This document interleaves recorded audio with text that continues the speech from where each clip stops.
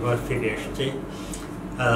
আমাদের আগে ক্লাসে আমরা বিভিন্ন ক্রাইটেরিয়া নিয়ে কথা বলেছিলাম ক্যাপিটাল বাজেটিং প্রজেক্টে, লং টার্ম ইনভেস্টমেন্টে আমরা কীভাবে ডিসিশন নিই। সেখানে কতগুলো অ্যাসাম্পশন ছিল যেগুলো আমরা তখন ভায়োলেট করিনি। একটা হচ্ছে যে দুটা প্রজেক্টের মধ্যে যখন কম্পেয়ার করব সমান সাইজ হতে হবে, সমান লাইফ হতে হবে, সমান রিস্ক হতে হবে। আজকে এই তিনটা অ্যাসাম্পশন চেঞ্জ করা নিয়ে ক্লাস শুরু করব। হয়তো দুটা ভিডিওতে হয়ে যাবে, চেষ্টা করব দুটা ভিডিওতে শেষ করার। কেমন? আমাদের প্রথম যেটা ট্রাই করব, এক্সেলে চলে যাই, যে আমরা দেখব দুটো প্রজেক্টে যদি আনইকুয়াল লাইফ হয় তাহলে আমরা কিভাবে ডিসিশন নেব। ধরেন যে একটা প্রজেক্ট মেশিন কিনবেন, এটা 3 বছর টিকবে, 3 বছর ক্যাশ ফ্লো দেবে। আর একটু ভালো মেশিন কেনেন, বেশি দাম হবে হয়তো, তাহলে আবার বিফোর সাইজ ওটারও ভায়োলেশন হচ্ছে, কিন্তু এখানে এটা হয়তো 5 বছর চলবে। এখন যেটা 5 বছর চলবে সেটা তো 2 বছর এক্সট্রা পেলো ক্যাশ ফ্লো জেনারেট করার জন্য। যেটা একটু কম লাইফ সেটা তো সেই 2 বছরটা পেলো না। এখন আপনি 5 বছর বিজনেস করতে চাচ্ছেন, একটাকে ইভ্যালুয়েট করবেন 5 বছরের বেসিসে, আর একটাকে ইভ্যালুয়েট করবেন 2 বছর 3 বছরের বেসিসে, সেটা তো ফেয়ার কম্প্যারিজন হবে না। তখন আমরা কি করব সেটা নিয়েই আজকে প্রথম শুরু করছি। একটা 3 বছরের প্রজেক্ট, একটা 5 বছরের প্রজেক্ট, এই দুটোর মধ্যে কোনটা ভালো এই মুহূর্তে ডিসিশন নিতে হবে। আমাদের অন্য সব ইনফরমেশন আছে, এটা কিভাবে আমরা ডিসিশন নেব। তো আসুন কতগুলো ক্যাশ ফ্লো দিয়ে দেখি। আমি এই ইনফরমেশনগুলো মনে করেন যে আছে, এখানে দেখাচ্ছি। অলরাইট, আচ্ছা, এখন প্রথমে একটু নেট প্রেজেন্ট ভ্যালুগুলো ক্যালকুলেট করে রাখি।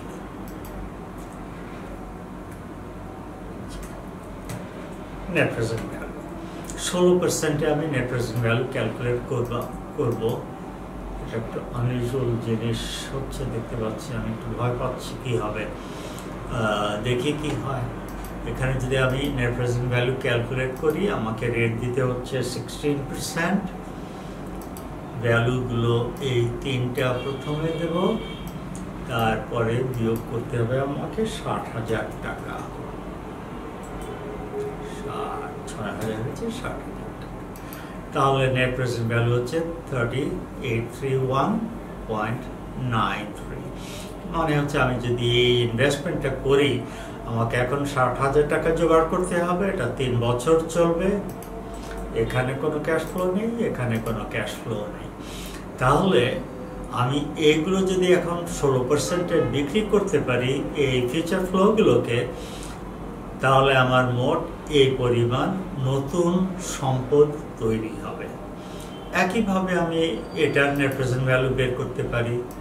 তো নেট প্রেজেন্ট ভ্যালু বের করে রাখি, এটা হচ্ছে 0.16। ভ্যালুগুলো এখানে আছে। আমি ইনিশিয়াল আউটফ্লোটা বিয়োগ দেব 85,000। তাহলে এটার নেট প্রেজেন্ট ভ্যালু হলো 37,365,000। এখন দেখে মনে হবে যে তাহলে এটাই তো ভালো প্রজেক্ট, কিন্তু যারা এই মেশিনটা বিক্রি করছে তারা বলবে যে আপনি তো ওটাকে 5 বছর ইউজ করবেন, আমরা তো 3 বছরেই অনেক ভ্যালু দিচ্ছে, আমাদেরটা 5 বছরেই ভ্যালুয়েট করেন। তাহলে কোনটা ভালো হবে? এখন এই ক্ষেত্রে আপনার অ্যান্সার দেওয়ার কোনটা ভালো, দেওয়ার দুটো পদ্ধতি আছে। একটা যেটাকে বলে যে, আমি কয়েকটাই বলে, আমি যদি বলি ইউনিফর্ম অ্যানুয়াল সিরিজ, UAS, আবার কেউ বলে যে ইকুইভ্যালেন্ট অ্যানুয়াল অ্যানুইটি। আর দুটো একই, মানে কথা হচ্ছে যে আমরা যে প্রোডাক্ট তৈরি করি আমরা বহুবার এটা রিপিট করতে পারবো। এটা 3 বছর পর পর নতুন একটা মেশিন কিনবো, বারবার করতে থাকবো, এটাও তাই করতে থাকবো অনেক দিনের জন্য। হয়তো কম্বাইন্ড লাইফ আলাদা করে এস আর এস স্মল এল লার্জ হয়তো 100 বছর করবো, তাহলে অ্যানালিসিসটা হবে 100 বছরের ভিত্তিতে। এরপরে কি হয় এটা খুব একটা ইম্পর্টেন্ট না, কারণ আমরা জানি যে তার প্রেজেন্ট ভ্যালু খুব একটা ইউজফুল হয় না। তাহলে আমরা এখন এটার ক্ষেত্রে কি করব, কিভাবে জানবো যে কোনটা ভালো? আমরা যদি এই পদ্ধতি ইউজ করি, যে নামই আপনি বলেন, এটা EAA, আমি প্রায় এটাই ইউজ করি। কিভাবে করব? আমার প্রথম কাজটা হবে, আমি ধরেন এইরকম করে যদি লিখি, এটা হাইলাইটটা হচ্ছে না কেন আমি ঠিক বুঝতে পারছি না। এখানে যদি কপি করি, এখন এন একটা হচ্ছে প্রজেক্ট এস, এটা হচ্ছে লাইফ, ইয়ার না লিখে লাইফ লিখি। এটা আচ্ছা, এটা এখানে হওয়া দরকার। এটা হলো 3, এটা হলো 5। আমি নেট প্রেজেন্ট ভ্যালু রেগুলার একটা সাইকেলের নেট প্রেজেন্ট ভ্যালু বের করে রেখেছি। একটা হলো এই ফিগারটা টাইপ করে নেই, 38, 32, কোনো দিলাম না। আর এইটা হলো 37,365 পয়েন্ট। আচ্ছা, আমরা তো ডেসিমাল দেব না, এটা লিখি কেমন। এখন আমাদের দুটোকে সমান লাইফে নিয়ে আসতে হবে। সমান লাইফে নিয়ে আসতে গেলে এখন আমরা বলবো যে ইনফিনিট লাইফ, আমরা যতবার খুশি ততবার এটা রিপিট করতে পারবো। তাহলে আমার এই ক্যালকুলেশনটা জানার জন্য যেটা দরকার সেটা হলো PVIF-এ প্রত্যেক ফাইন্যান্স বুকে আপনার বছর বইয়ের শেষে এই টেবিলগুলো থাকে। আর এক্সেলে তো আমরা বের করতে পারবো এখান থেকে। PVIF-এ মানে কি, এখানে আমার বের করতে হবে যদি আমার রেট 16% হয়, আমার রেট যদি 16% হয়, আমি যদি 3 বছরে এই ইনভেস্টমেন্টটা করি, তাহলে প্রত্যেক বছর কত টাকা করে পাবো। আর PVIF-এ হচ্ছে যে 16% 1 টাকার অ্যানুইটি 3 বছরে প্রেজেন্ট ভ্যালু কত, এটা হবে 16%-এ 1 টাকার অ্যানুইটি 5 বছরের প্রেজেন্ট ভ্যালু কত। আমি যদি এটা বের করি ফর্মুলা, আমার প্রেজেন্ট ভ্যালুটা বের করতে হবে। ফিউচার ভ্যালু আছে, প্রেজেন্ট ভ্যালু নেই, তাহলে আমরা এখান থেকে প্রেজেন্ট ভ্যালুটা নেই, MNOP, এই হচ্ছে প্রেজেন্ট ভ্যালু। আমাকে এখানে দিতে হবে 16% আমাদের কস্ট অফ ক্যাপিটাল, এটা লাইফ হচ্ছে 3, পেমেন্টটা দিতে হবে -1, তাহলে আপনি পাচ্ছেন 2.24। এখানে আমি অ্যাটলিস্ট 4টা ডেসিমাল দিতে বলবো, কেমন। আর ঠিক একইভাবে এখানে একটা মাত্র জিনিস চেঞ্জ হবে, ইনস্টেড অফ 3 আমাকে দিতে হবে 5। এখানে যেটা 3 আছে আমাকে দিতে হবে 5, মানে 5 বছর প্রত্যেক বছর 1 টাকা করে দিলে তার প্রেজেন্ট ভ্যালু কত হয়, 16%, এই নাম্বারটা। এখন আপনি যদি ইকুইভ্যালেন্ট অ্যানুয়াল অ্যানুইটি চান, আপনি এই নেট প্রেজেন্ট ভ্যালুকে ভাগ দেবেন PVIF-A দিয়ে, তাহলে কত হয়। এটা একটু বাড়িয়ে দিই, এখানে কাজটা সিম্পলি এই নাম্বার ডিভাইড বাই এই নাম্বার। আমি পেলাম এই সংখ্যাটা, এখানে আমি এই সংখ্যাটা পেলাম। কোনটা বড়? যেটা বড় সেটাই ভালো, যেটা EAA বড় হবে সেটাই ভালো প্রজেক্টের। মানে হচ্ছে যে আপনি যদি অসংখ্যবার রিনিউ করেন, তাহলে প্রতি বছর এই পরিমাণ ভ্যালু ক্রিয়েটেড হবে স্মল প্রজেক্টে। আর বড় প্রজেক্টে যদি রিপিট করেন, প্রতি বছর আসবে এইটা। তো তো এটা হচ্ছে একটা পদ্ধতি বের করার। আর একটা পদ্ধতি আছে, লিখব যে সলভ ফর অ্যানুইটি, ইউএএস এর মতো। এটা করতে গেলে আমি ফাইন্যান্সে যখন যাব, ফর্মুলা আমার বের করতে হবে পেমেন্টটা। কেমন? তো ফাইন্যান্সিয়ালি যে পেমেন্টটা বের করি, পেমেন্ট আমাদের রেট হচ্ছে 0.16, নাম্বার অফ পিরিয়ড এটা 3, আর নেট প্রেজেন্ট ভ্যালু নেগেটিভ 3832 দিলাম। দেখেন যে এই ফিগারটাই কিন্তু এখানে আছে।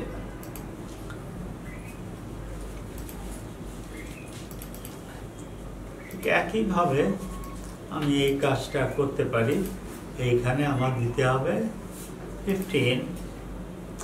5, আর এইখানে দিতে হবে 37,365।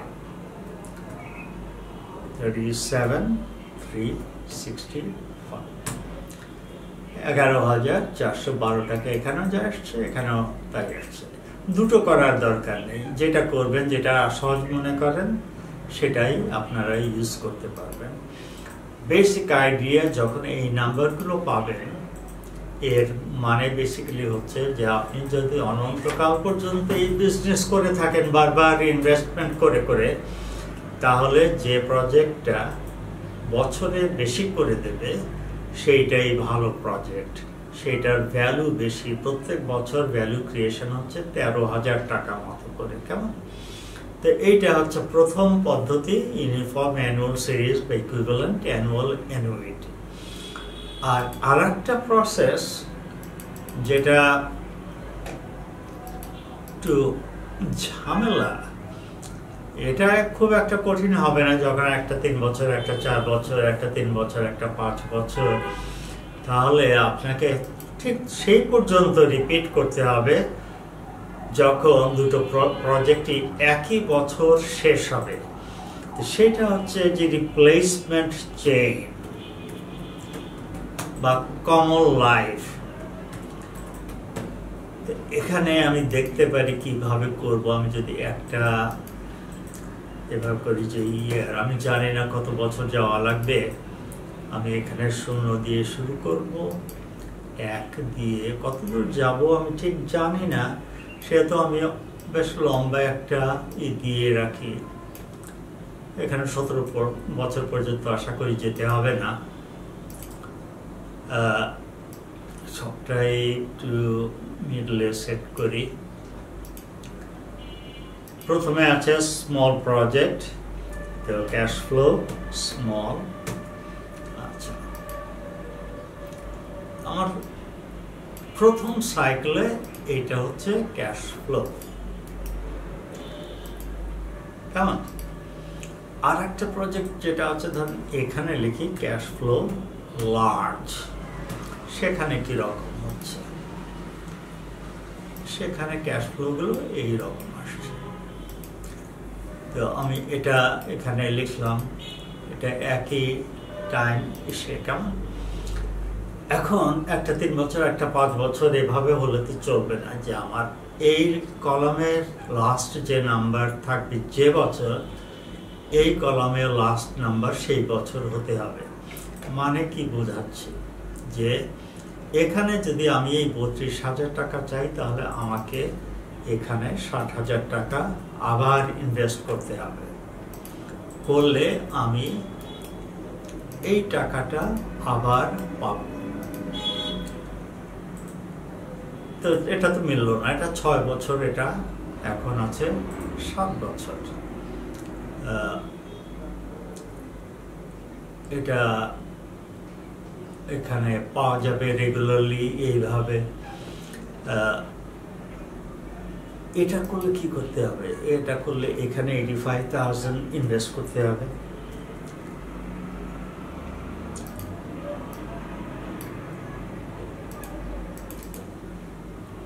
এই ইনভেস্টমেন্টটা করলে আমি আবার এই ফিগারগুলো পাব। তা আবার বেমিল হয়ে গেল, তাই না? এখানে কিছু নাই, কিন্তু লাস্ট নাম্বারটা এখানে আছে। আমার এই কাজ করতে থাকতে হবে যতক্ষণ না আমি একই বছরে শেষ করছি। কি হলো, এইটা কপি করতে চাই, এখানে আমার কপি করলে আমি এই নাম্বারগুলো, 3টা নাম্বার আমি পরের 3 বছরের জন্য পাব। এখানে কি মিলবে? মিলবে কোথায়? যে একটা 3 বছর, একটা 5 বছর। এটা সমান কত? Equal to 3 Times 5। 15 বছর পর্যন্ত গেলে আমি দুটাই একই বছরে শেষ করব। এখানে 60,000 লিখি। এই 60,000 ইনভেস্ট করা মানে এই 3টা ক্যাশ ফ্লো কিনে নেওয়া। এখানে আরেকবার ইনভেস্ট করব 60,000, তখন এখানে একটা কথা মিস করেছি নাকি? ও আচ্ছা, বুঝেছি। এইখানে তো এইবার ঠিক হবে 0 ইয়ারে 60,000, তাই না? তাহলে এইখানে আমি এই 3টা ক্যাশ ফ্লো আবার কিনছি এই ইনভেস্টমেন্টের জন্য। এটা 60,000 হওয়ার কথা, 60,000। তাহলে শেষ বছর হলো 15,000। আমার এই দুটো দরকার নেই। এখানে একই কাজ করতে হবে আমার। এখানে 85,000 আমি এখানে ইনভেস্ট করলে আমি এই প্যাকেজটা পাবো, 5 বছরের প্যাকেজটা পাবো। এখন সমান বছরের 15th ইয়ারে লাস্ট ফ্লো হয়েছে। আমি এখন এই কাজটা করতে পারি, equal to this minus this. With reinvestment আমার ফ্লোগুলো হচ্ছে এই পর্যন্ত। একটা নাম্বার বাদ পড়ে গেছে। ঠিক একইভাবে এই কাজ এখানে করবো, equal to this minus this. যখন এটা করি, এটা কিন্তু নর্মাল ফ্লো হয়ে যাচ্ছে। এখানে কিছু একটা প্রবলেম আছে, এটা নেগেটিভ হওয়ার কথা, এখানেও সেটা হয়নি, অ্যাড হয়ে যাচ্ছে। আমি কিভাবে ডিফাইন করেছি? আচ্ছা, এটা তো নেগেটিভ, সেই জন্য। আচ্ছা, নেগেটিভ হলে তো ডাবল নেগেটিভ হয়ে যাচ্ছে এইখানে। তাহলে আমার একটু খেয়াল করে এই কাজটা করি, যেটা হচ্ছে 40,000 প্লাস এই ফিগারটা। তাহলে আমি আসলে বিয়োগ করলাম। তাহলে এই কাজটা এখানেও করতে হবে আমাকে, আর এইখানে করতে হবে। তাহলে ইকুয়াল টু দিস মাইনাস বা প্লাস এই নাম্বারটা, এইটা আমি কপি করব এখানে।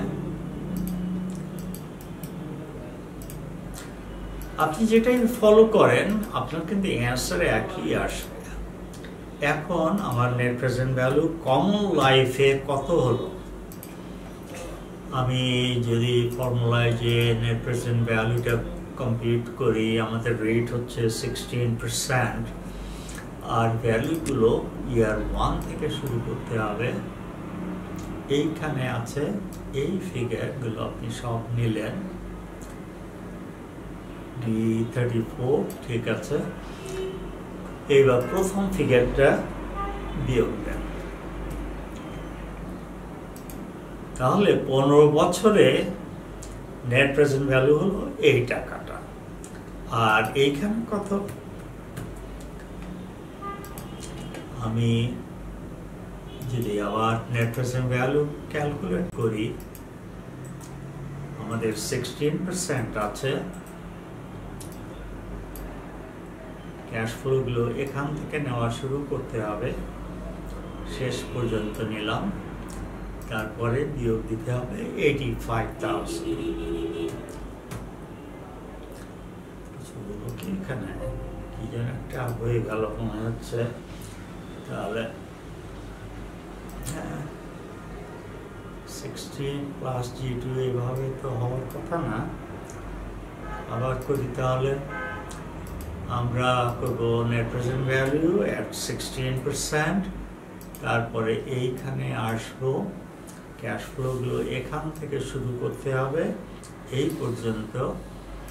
এইবার বিয়োগ দেব 85,000। আমার অ্যান্সার এসছে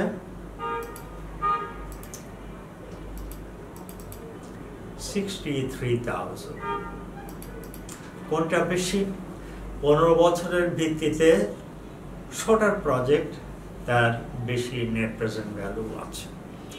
তো এটা অবশ্যই সময় বেশি লাগে, এটা অনেক সহজ। সেই দিক দিয়ে আপনি রেগুলার একটা নেট প্রেজেন্ট ভ্যালু বের করবেন, সেইটাকে আপনি পেমেন্ট বের করার জন্য নেগেটিভ প্রেজেন্ট ভ্যালু হিসাবে দেন, লাইফকে দেন n, আর রেটটা দিয়ে দেন 16%, কম্পিউট ফর পেমেন্ট, এই নাম্বারটা পাবেন, এই নাম্বারটাও পাবেন। এখানে আপনার একটা অ্যাসাম্পশন হচ্ছে